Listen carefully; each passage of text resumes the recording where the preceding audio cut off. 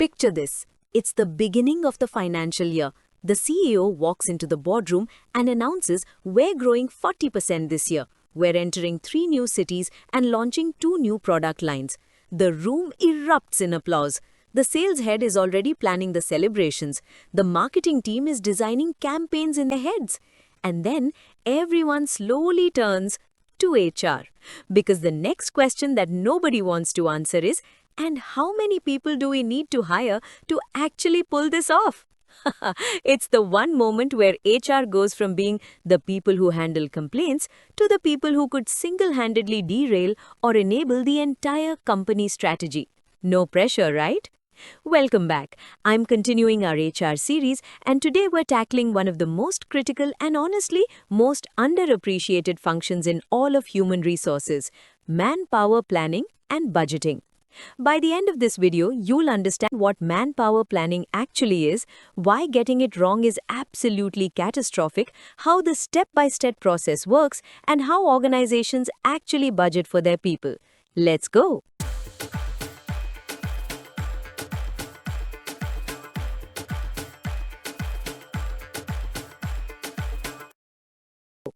Let's start with the basics. What exactly is manpower planning?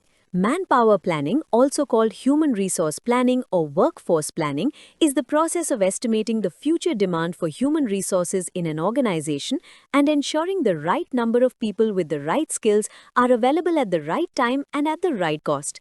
Let me break that down with a military analogy, because this is exactly how armies have operated for centuries. Imagine a general preparing for a campaign. She doesn't just say, "We'll need soldiers," and figure it out later. She maps the entire operation. How many infantry, how many medics, how many engineers, how many are available now versus how many we need to recruit. What's the cost? What's the timeline? That entire strategic exercise applied to a business context is manpower planning. In a business, this means answering 4 critical questions. How many people do we need? What kind of people? Skills, qualifications, experience. When do we need them? At what cost? Get all 4 right, and the organization runs like a well-oiled machine. Miss even one, and chaos follows. Real example: Infosys. Every year, Infosys undertakes a massive manpower planning exercise before the financial year begins, projecting how many engineers they'll need across service lines, geographies, and skills clusters. In FY 2023, they plan to hire 50,000 freshers. That plan didn't just appear. It was the output of months of careful workforce analysis. Here's where it gets real. Why does this even matter? Can't you just hire people as you need them? Let's look at what happens when you get it wrong in both directions. The cost of understaffing. Understaffing is what happens when you don't plan ahead and suddenly find yourself short on people. Imagine a hospital that hasn't done its nursing workforce planning, and during peak flu season, they don't have enough nurses on the wards. Patients wait, care quality drops, staff burns out doing the work of 3 people. That's not just an HR problem, that's a life and death business problem. In a corporate setting, projects get delayed, existing employees are overloaded and start quitting, customer service suffers, opportunities are missed, competitors pull ahead. And then, in a panic, you start hiring urgently. Urgent hiring is expensive hiring. You pay premiums, rush onboarding, skip quality checks, and often end up with the wrong people in the wrong roles. Panic hiring is to recruitment what panic buying is to grocery shopping. You end up with 12 tins of something you don't need and nothing for dinner. The cost of overstaffing. Overstaffing is the opposite: too many people relative to the work available. And companies make this mistake constantly, especially during high growth phases when everyone assumes the growth will continue forever. Remember the great tech layoffs of 2022 and 2023? Amazon laid off 27,000 people, Meta let go of 21,000 jobs, Google cut 12,000 jobs, Twitter shed 80% of its workforce overnight. All of these companies overhired aggressively during the COVID boom years, and when growth slowed, they were stuck with massive payroll bills they couldn't sustain. The human cost of those layoffs was enormous, and most of it could have been reduced with better manpower planning. Alright, so how do you actually do manpower planning? It's a 6-step process, and each step builds on the previous one. Step 1. Analyze the organizational plan. Everything starts with the business plan. What does the company plan to achieve next year? Growth targets, new markets, new products, expansion plans. All of this generates people requirements. If the company plans to open 50 new stores, HR needs to know how many sales staff per store, how many managers, what's the training requirement. None of this can happen without first understanding the business plan. Step 2. Forecast future demand. Manpower demand. Based on the business plan, HR forecasts exactly how many people and with what skills the organization will need at various future points. This involves both quantitative forecasting, mathematical models, trend analysis, workload analysis, and qualitative forecasting, expert judgment, manager inputs, scenario planning. Quantitative forecasting sounds very scientific until a global pandemic hits, a war breaks out, or someone invents AI that does half your workforce's job overnight. The qualitative sense check is just as important as the numbers. Step 3. Analyze current manpower. Supply analysis. Now HR looks at what they already have. A full audit of the current workforce. How many people, in which roles, with what skills, what are the performance levels, what are the attrition trends, who's likely to be promoted, retire, or leave in the next 12 to 24 months. This is called a manpower inventory or skills inventory, essentially a database of your current human capital. Real example. Wipro. Wipro maintains a sophisticated skills matrix across their global workforce, tracking each employee's technical certifications, project experience, and learning progression. This inventory directly feeds their manpower planning. They can instantly see where they have surpluses and where they have gaps across 200,000 employees. Step 4. Identify the gap. Demand versus supply. Now comes the core calculation. Future demand minus current available supply equals the gap. A positive gap means you need to hire, train, or contract more people. A negative gap means you have surplus, which triggers redeployment, retraining, or in serious cases, workforce reduction. This gap analysis is the most critical output of the entire process. It's what drives every HR action that follows. Step 5. Develop an action plan. With the gap identified, HR develops concrete plans. Recruitment plan, how many to hire, from where, by when, training plan, upskilling existing staff to close skill gaps, promotion plan, internal mobility to fill senior gaps, redeployment plan, moving surplus staff to deficit areas, outsourcing or contract staffing plan for temporary or specialized needs. Step 6. Monitor and review. Manpower planning is not a once-a-year exercise that you file away. Business conditions change, markets shift, priorities evolve. The plan must be revisited quarterly and the workforce tracking must be continuous. Real example. TCS. TCS runs what they call a supply chain of talent, a continuous real-time workforce planning operation that tracks bench strength, project ramp-ups, and future demand across all their business units simultaneously. Their planning horizon extends 18 months into the future.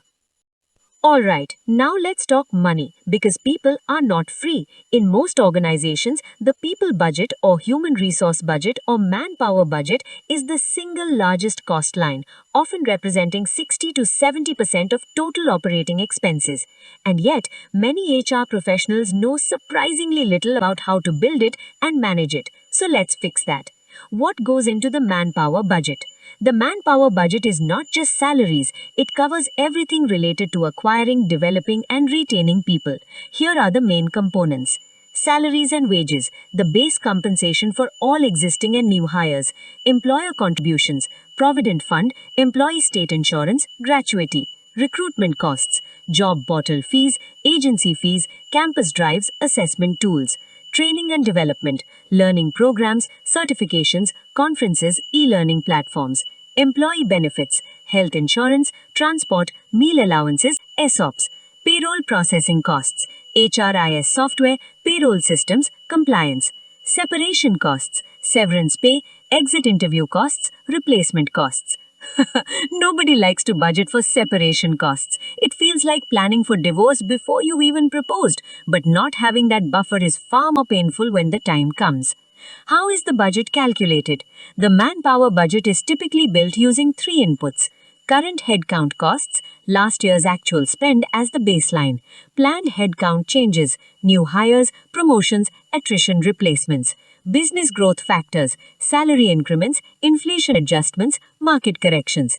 A typical formula is manpower budget equals current headcount into average CTC plus planned hires into average hire cost plus benefits plus increments plus training budget.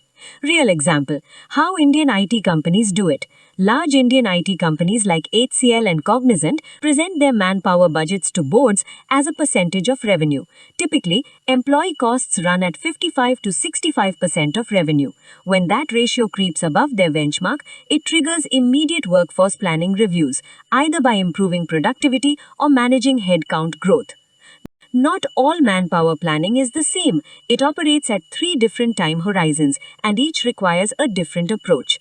Short-term planning, 0 to 12 months. This is operational planning, filling immediate gaps, replacing attrition, managing seasonal spikes. It's reactive in nature and focused on near-term deliverables. Example, a retail chain planning its holiday season staffing for Diwali and Christmas.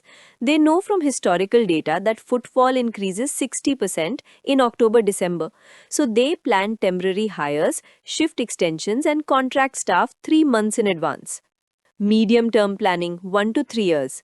This is tactical planning, aligned with the annual business plan and typically tied to the financial year cycle. It involves forecasting headcount for new projects, new geographies, or new capabilities. Example, Zomato expanding into a new city.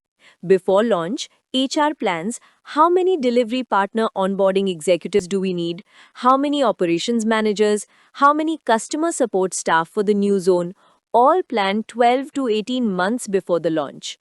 Real example, Swiggy.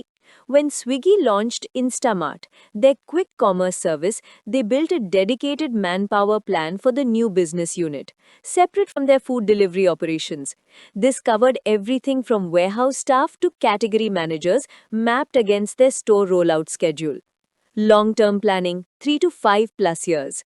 This is strategic planning, tied to the organization's vision, market position, and transformation agenda. It often involves fundamental shifts in the skill composition of the workforce. The best example happening right now? Every major company in the world is developing a long-term manpower plan for the AI transition. How many of their current roles will be automated? What new roles emerge? What skills does the workforce need to acquire? How do you transition employees humanely rather than just laying them off? Real example, Accenture. Accenture announced they would invest $3 billion over 3 years to train all of their 738,000 employees in AI-related skills. That's not spontaneous generosity. That's a meticulously planned long-term manpower strategy to future-proof their workforce instead of mass layoffs.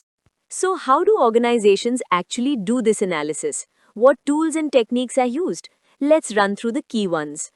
Workload analysis. The simplest approach, calculate how much work needs to be done, how long each unit takes, and therefore how many people are needed.